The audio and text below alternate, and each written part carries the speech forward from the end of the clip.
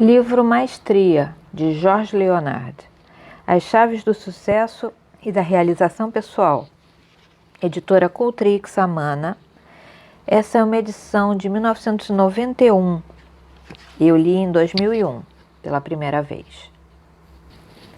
Introdução. Em 1987, pelo quarto ano consecutivo, o número de maio da revista Esquire publicou uma seção especial sobre o que se denomina qualificação máxima. Essas sessões especiais exigiam um espaço maior do que o que se concede habitualmente a um assunto dessa natureza. Em última análise, escrevi no primeiro da série: a aptidão e a saúde estão relacionados a tudo o que fazemos, pensamos e sentimos. Assim, o que estamos chamando pelo nome de qualificação máxima tem menos a ver com disputar uma maratona de 2h30 do que com viver bem a vida. As edições anteriores de qualificação máxima tinham despertado um interesse excepcionalmente grande, mas o número de maio de 1987 foi um pouco além.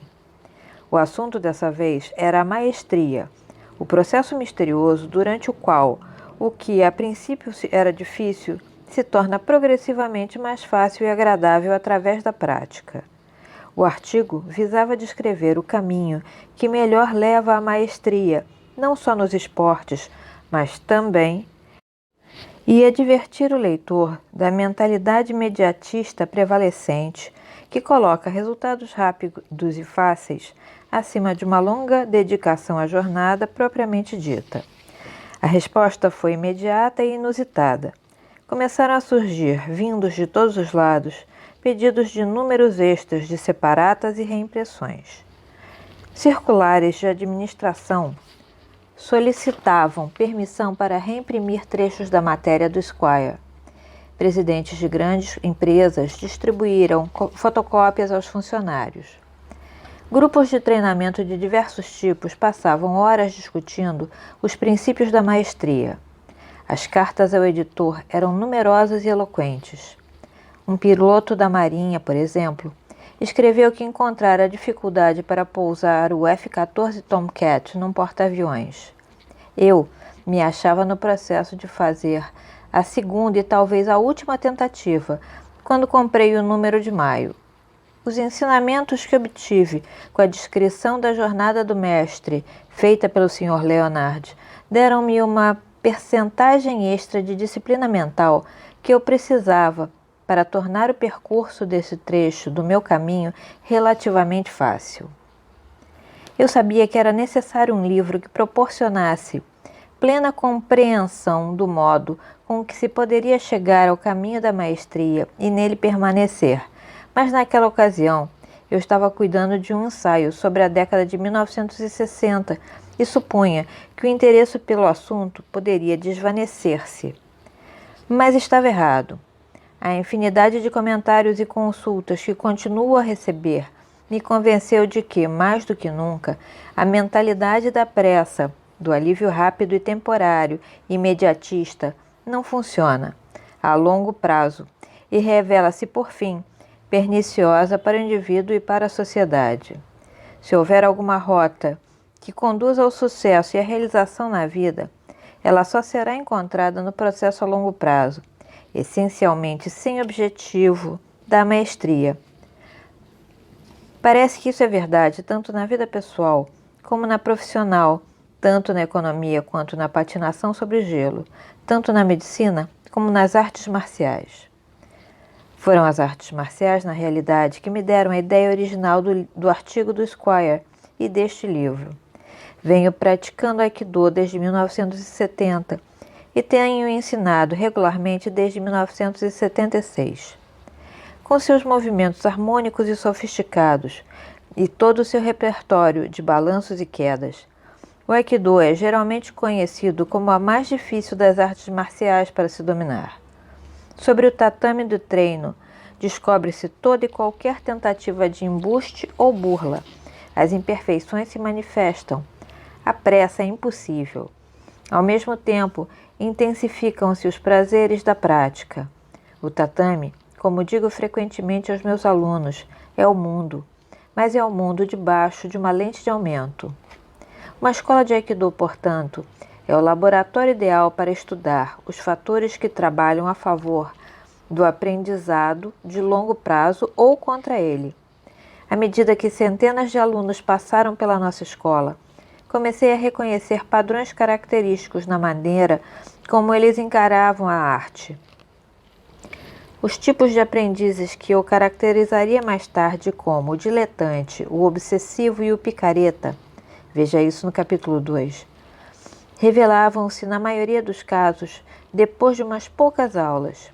Fiquei surpreso ao descobrir que não eram necessariamente os mais talentosos que perseveravam na longa estrada rumo à faixa preta e além dela.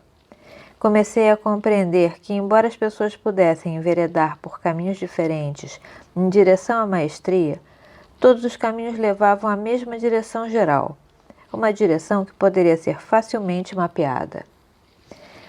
Mas as descobertas que eu fizera na escola de Aikido poderiam aplicar-se em outras práticas? As entrevistas que realizei no tempo do número especial do Esquire e também, depois disso, juntamente com a resposta extraordinária dada ao próprio artigo da revista, mostraram-me que o que é verdade para os praticantes do Aikido também é verdade para os aprendizes de qualquer arte que tenha relevância. Administradores, artistas, pilotos, alunos de escolas primárias, secundaristas, carpinteiros, atletas, pais, devotos religiosos e até culturas inteiras em processo de mudança. O pensamento imediatista pode prevalecer no momento, mas a jornada do mestre tem raízes profundas. Tem também profunda ressonância. Pode-se dizer com efeito que não se trata de uma ideia cujo momento chegou, mas de uma ideia que sempre esteve conosco, e é exatamente disso que precisamos nos lembrar. Agrada-me saber que a vida de tantas pessoas já mudou para melhor por intermédio desse lembrete, e espero que o livro aumente o número dos que estão no caminho. Primeira parte: A Jornada do Mestre. Introdução. Comece com alguma coisa simples. Experimente tocar a testa com a mão. Bem, isso é fácil, automático. Nada demais. Mas houve um tempo em que você estava tão afastado do domínio dessa simples arte quanto o sujeito que não sabe tocar piano está afastado da execução de uma sonata de Beethoven. Primeiro, você teve que aprender a controlar os movimentos das mãos. Você não passava de um nenenzinho nessa ocasião. E de um jeito ou de outro, teve que aprender a movimentá-las até onde queria. Teve que desenvolver uma espécie de imagem sinestésica do corpo, a fim de poder conhecer a relação existente entre a testa e as outras partes do corpo. Teve que aprender a comparar essa imagem com a imagem visual do corpo de um adulto.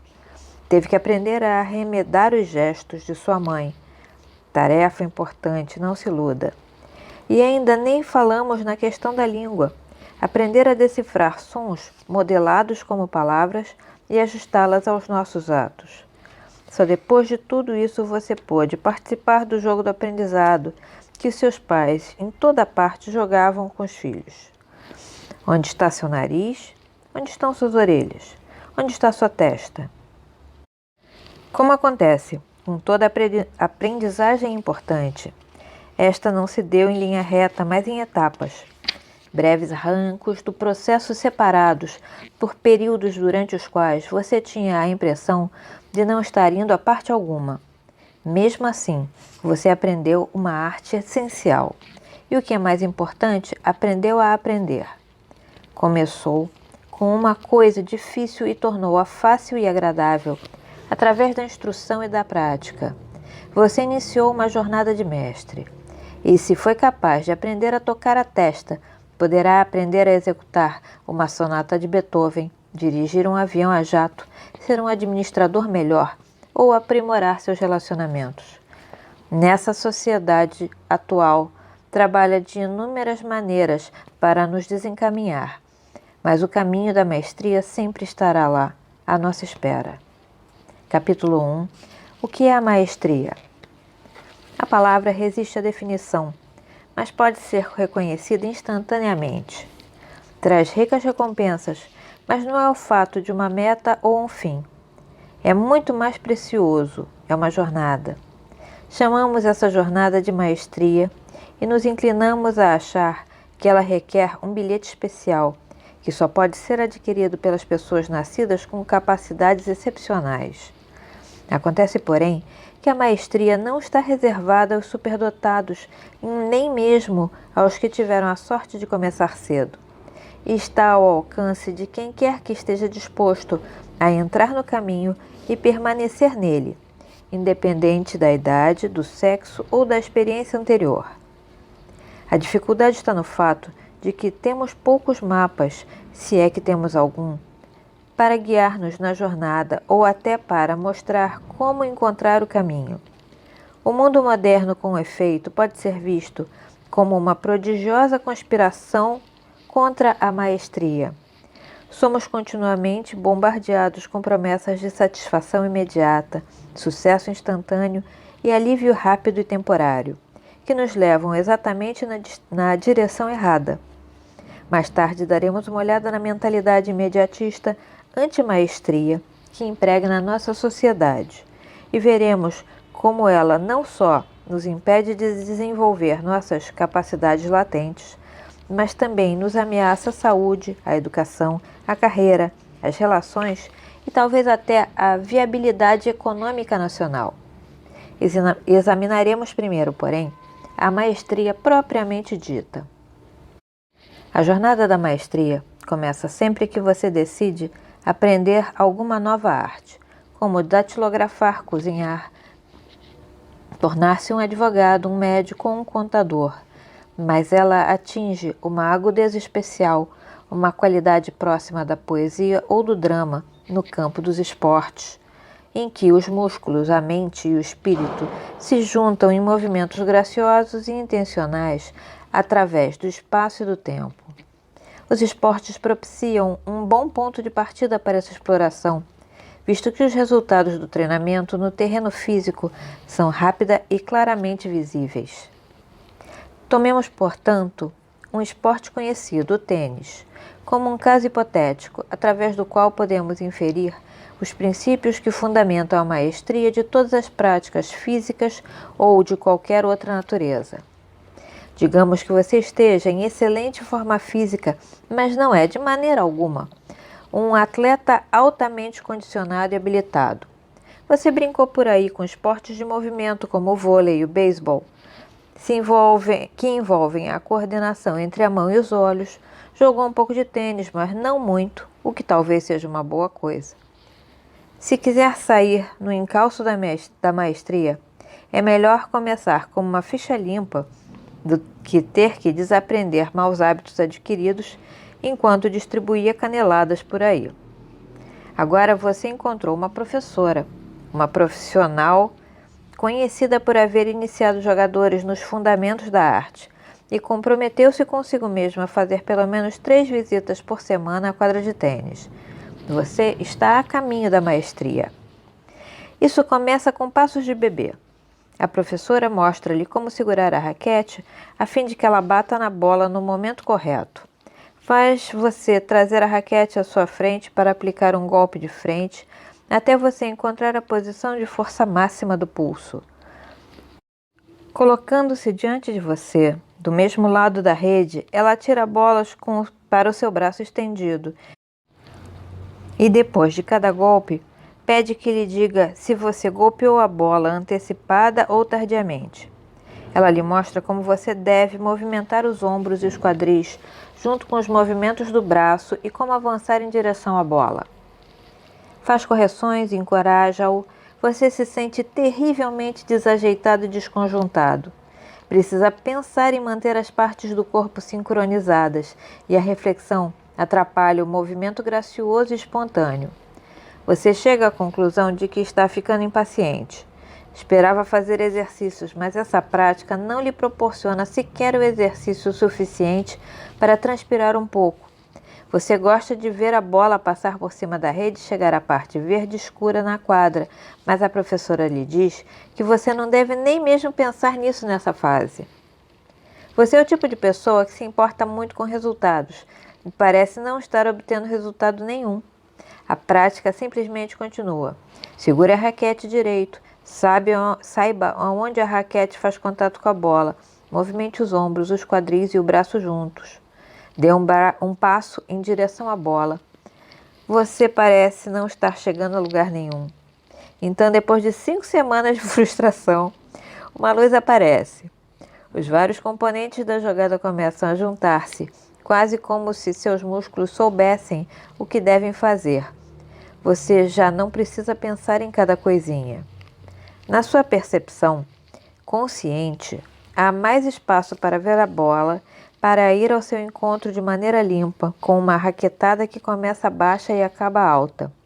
Você sente vontade de bater na bola com mais força, de principiar a jogar de forma competitiva. Não adianta. Até agora sua professora tem abastecido você de bolas.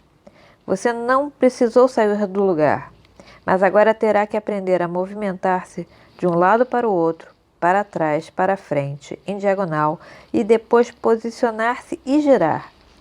Você então volta a sentir-se canhestro, desconjuntado. Desanima ao perceber que está perdendo um pouco do que já tinha ganho. No instante, porém, em que se sente pronto para dar os exercícios por encerrados, para de piorar. Mas também não está melhorando nem um pouco. Dias e semanas se passam sem nenhum progresso aparente. Lá está você nessa maldita estagnação. Para a maioria das pessoas educadas nessa sociedade, a fase de estagnação pode ser uma forma de purgatório. Detona emoções desconhecidas, bota para fora motivações escondidas. Você compreende que procurou o tênis não só para fazer exercícios, mas também para parecer bom, para jogar com os amigos, para vencer os amigos. Decide-se a ter uma conversa com a professora. Quanto tempo, pergunta, levarei para dominar esse troço? Responde a instrutora. Você está querendo saber quanto tempo levará para se posicionar automaticamente para dar uma raquetada que mande a bola efetivamente aonde quer? Isso mesmo. Ela faz uma pausa. Essa é uma pergunta que ela sempre teme. Bem, para alguém como você que começa a jogar tênis já adulto, se praticar 1 hora 3 vezes por semana, levará em média 5 anos. 5 anos? O coração cai-lhe aos pés. Em tese, mais ou menos a metade desse tempo será de instrução. É claro que se você estiver particularmente motivado, o tempo poderá ser mais curto. Você decide tentar outra pergunta. Quanto tempo levarei até poder competir? Competir? Esse é um termo pesado. Quero dizer, jogar suficientemente bem para vencer um amigo. Eu diria que você provavelmente poderá começar a jogar depois de uns 6 meses, mas não deve começar a jogar tendo a vitória por principal objetivo enquanto não tiver um domínio razoável do forehand, do backhand e do saque. Isso levará cerca de 1 ano a 1 ano e meio. Outra dose amarga de realidade. A professora continua explicando. O problema com o tênis não está apenas no fato de que a bola se move, a raquete se move e você tem que dominar tudo isso, mas também no fato de que você tem que movimentar-se. Além disso, se estiver trabalhando com um profissional capaz de colocar a bola no lugar certo, gastará muito tempo de prática na quadra pegando bolas. As tabelas ajudam. As máquinas de lançar bola ajudam. Mas jogar para fazer pontos, procurando vencer um amigo, realmente se reduz a quem fica com o saque e a quem perde a bola primeiro. O afã de fazer pontos dura no máximo 3 batidas por cima da rede. Você não ganha muita prática. O que realmente precisa é bater na bola milhares de vezes em circunstâncias muito bem controladas, em cada etapa ao longo do caminho. Forehand, backhand, batida com a palma da mão virada para frente ou para trás, trabalho com os pés, saque, giro de corpo, bola na rede, colocação de bola, estratégia. E o processo geralmente é progressivo. Você não pode queimar etapas. Não pode, na verdade, trabalhar na estratégia, por exemplo, enquanto não tiver a colocação da bola muito bem controlada. Com a apresentação de cada novo estágio, terá de recomeçar a pensar, o que quer dizer que as coisas se desagregarão temporariamente. A verdade começa a ser compreendida. A busca da maestria nesse esporte não lhe trará as recompensas rápidas que esperava. Você tem à sua frente uma estrada aparentemente interminável, com um sem número de obstáculos ao longo do caminho, e o que é mais importante, muito tempo estagnado, em que longas horas de prática diligente não lhe acarretam nenhum progresso aparente. O que não é uma situação feliz para alguém tão altamente orientado para a meta. Você compreende que tem que tomar uma decisão em algum ponto ao longo da jornada, se não for agora. Sente-se tentado a largar o tênis e sair à procura de outro esporte mais fácil. Ou poderá esforçar-se duplamente, insistir em aulas extras, praticar dia e noite. Ou poderá ainda desistir das aulas e contentar-se com o que quer que tenha aprendido na quadra. Poderá esquecer esse negócio de aprimorar o jogo e contentar-se em divertir-se com os amigos que não jogam muito melhor do que você. É evidente que você também poderá fazer o que lhe sugerem os professores e permanecer na longa estrada da maestria. O que você vai decidir? A pergunta nesse momento de opção surge uma infinidade de vezes na vida de cada um de nós, e não exatamente a respeito do tênis ou de qualquer outro esporte, mas a respeito de tudo o que se refere ao aprendizado, ao desenvolvimento, à mudança. Às vezes, escolhemos depois de cuidadosa reflexão, mas frequentemente a escolha é descuidada, mal e mal consciente. Seduzidos pelo canto de sereia de uma sociedade consumista, imediatista, às vezes escolhemos um curso de ação que só nos traz a ilusão da realização, a sombra da satisfação. E às vezes, conhecendo pouco ou nada acerca do processo que conduz à maestria, nem sequer nos damos conta de que uma escolha está sendo oferecida. No entanto, até nossa incapacidade de escolher conscientemente opera escolhas, aumentando ou diminuindo o potencial que possivelmente realizaremos. A evidência é clara. Todos nós que nascemos sem defeitos genéticos sérios, nascemos gênios. Sem nenhuma instrução formal, podemos dominar o amplo sistema simbólico da língua falada. E não apenas de uma língua, mas de várias. Podemos decifrar o código complexo das expressões faciais, feito capaz de paralisar o circuito do mais poderoso computador. Podemos decodificar e, de um modo ou de outro, expressar as sutilezas das nuances emocionais. Mesmo sem instrução formal, podemos fazer associações, criar categorias abstratas e construir hierarquias significativas. E o que é mais? Podemos inventar coisas nunca vistas antes disso, formular perguntas nunca antes respondidas e procurar respostas além do mundo estelar. A diferença dos computadores, podemos nos apaixonar. O que chamamos de inteligência manifesta-se de muitas formas.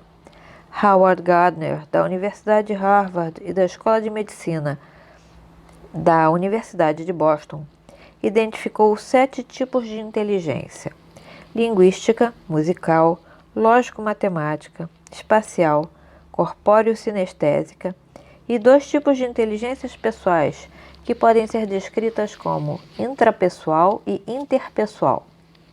Nossos talentos variam, pelo menos em relação a essas 7.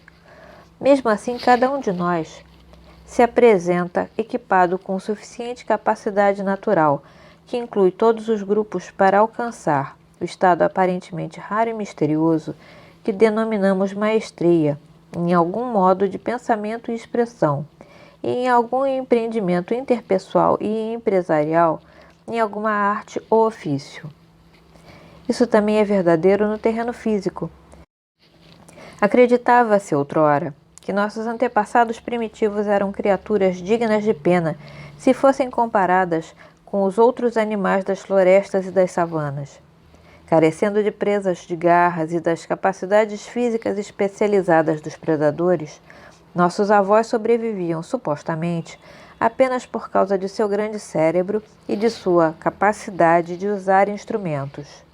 Essa suposição depreciava a prodigiosa capacidade humana para criar agrupamentos sociais complexos, bem construídos, desafio que, mais do que o fabrico de instrumentos, explica o desenvolvimento do grande cérebro.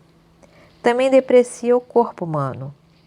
Muito se tem falado sobre o flamejante velocidade do guepardo, os saltos prodigiosos do canguru, as habilidades subaquáticas do delfim e as proezas atléticas do chimpanzé. Mas o fato é que nenhum animal se iguala em capacidade atlética versátil ao animal humano.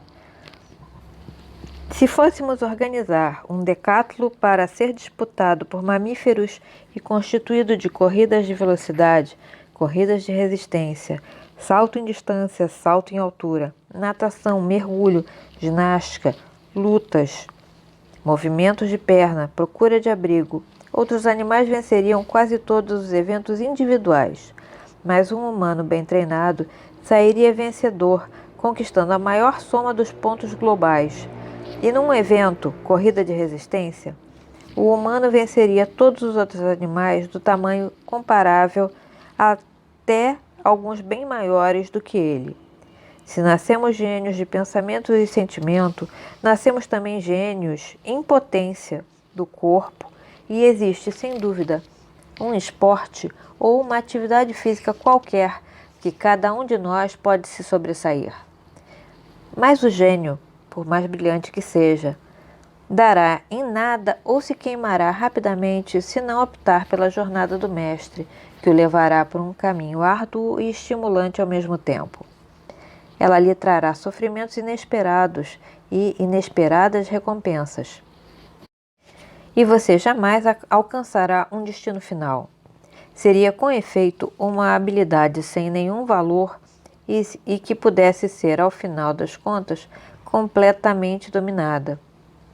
Você provavelmente acabará aprendendo tanto a respeito de si mesmo quanto a respeito da atividade que está querendo exercitar. E embora se surpreenda a miúde com o que aprende e com sua maneira de aprender, seu progresso no sentido da maestria assumirá quase sempre um ritmo característico, mais ou menos parecido com uma escada. A imagem que ele coloca no livro agora é uma escada com degraus bem largos. A curva da maestria. Na realidade, não há maneira de contornar o fato. O aprendizado de qualquer nova habilidade envolve surtos relativamente breves de progresso, cada qual seguido de um ligeiro declínio até uma estagnação num ponto um pouco mais alto, na maioria dos casos, do que a estagnação precedente. A curva acima é necessariamente idealizada. Na experiência real de aprendizado, o progresso é menos regular. Os surtos ascendentes variam. Os platôs têm seus próprios declives e aclives ao longo do caminho. Mas a progressão geral é quase sempre a mesma. Se você quiser percorrer o caminho do mestre, terá que praticar com diligência, esforçando-se por afiar suas habilidades a fim de atingir novos níveis de competência. Mas enquanto o faz, e esse é o fato inexorável da jornada, também deverá estar disposto a passar a maior parte do tempo estagnado e a continuar praticando até mesmo quando tiver a impressão de não estar indo a parte alguma. Mas por que será que o aprendizado é feito em surtos? Por que não podemos fazer progressos ascendentes firmes no nosso caminho rumo à maestria? Como vimos no caso do tênis, temos que continuar praticando muitas e muitas vezes um movimento que não nos é familiar, até chegarmos à memória do músculo ou programá-lo no piloto automático. O mecanismo específico através do qual isso se verifica não é completamente conhecido, mas provavelmente se ajusta muito bem a essas descrições informais. Karl Pribram, professor de neurociência e pesquisador pioneiro do cérebro na Universidade de Stanford, explica-o em termos de hipotéticos sistemas que relacionam cérebro e corpo. Ele principia com um sistema habitual de comportamento que opera num nível mais profundo que o do pensamento consciente. Esse sistema envolve o circuito reflexo na medula espinhal, como também várias partes do cérebro a que ela está ligada. O sistema habitual lhe faculta fazer coisas, desenvolver um saque contundente do tênis, tocar uma corda de violão, perguntar endereços numa nova língua e sem se preocupar com o modo com que as faz. Todavia, quando você começa a aprender uma nova habilidade, precisa pensar nela, precisa fazer um esforço para substituir velhos padrões de sensibilidade, de movimento e de cognição por padrões novos. Isso põe em ação o que poderia ser chamado de sistema cognitivo, associado ao sistema habitual, a um sistema de esforço associado ao hipocampo, situado na base do cérebro. O sistema cognitivo e o sistema de esforço tornam-se subgrupos do sistema habitual o tempo suficiente para modificá-lo, para ensinar-lhe um novo comportamento. Em outras palavras, o sistema cognitivo e o sistema de esforço se ligam ao sistema habitual e o reprogramam. Feito o serviço, ambos os sistemas se retiram. Aí, então, você não precisa parar para pensar, digamos, no modo com que empunha a raquete cada vez que precisa mudar-lhe a posição. Sob essa luz, você pode ver que os surtos ascendentes na curva da maestria não são, de forma alguma, o único momento em que acontece alguma coisa importante ou emocionante. O aprendizado geralmente ocorre em etapas. Uma etapa termina quando o sistema habitual foi programado para a nova tarefa, e os dois sistemas, o cognitivo e o do esforço, se retiraram. Isso significa que você pode executar a tarefa sem fazer um esforço especial para pensar nas etapas em separado. Nesse ponto, registra-se um surto aparente de aprendizado. Mas a aprendizagem aconteceu durante o tempo todo. De que maneira você se movimenta melhor no rumo da maestria? Em outras palavras, mais simplesmente, você pratica com diligência, mas pratica principalmente por amor à própria prática. Em lugar de se sentir frustrado enquanto está estagnado, você aprende a apreciar essa situação e a curti-la tanto quanto aprecia e curte os surtos ascendentes. Mas aprender a gostar da fase da estagnação é adiantar o nosso assunto. Deixem-me primeiro apresentar-lhes os três personagens, o diletante, o obsessivo e o picareta, que passaram pela vida, cada qual ao seu modo, optando por não encetar a jornada do mestre. E quem sabe talvez estejamos nos apresentando a nós mesmos. Fim do primeiro capítulo.